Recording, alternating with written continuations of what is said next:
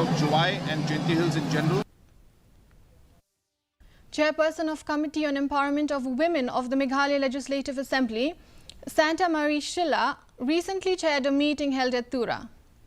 Shilla highlighted that the meeting discussed on several critical issues concerning the two districts, with a special emphasis on crimes against women and children.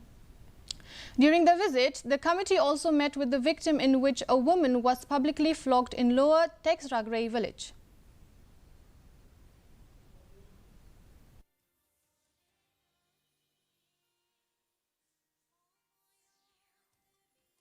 We had a meeting with the district of West Garo Hills and South West Garo Hills, and both the DCs and one of the SPs were here. We have a lot of information relating to women issues and the cases that are the issues that is in the district. So we have heard them, and we are ready to take it up with the government. And I'm happy they have given a very good representation and well known to all kinds of information that we got.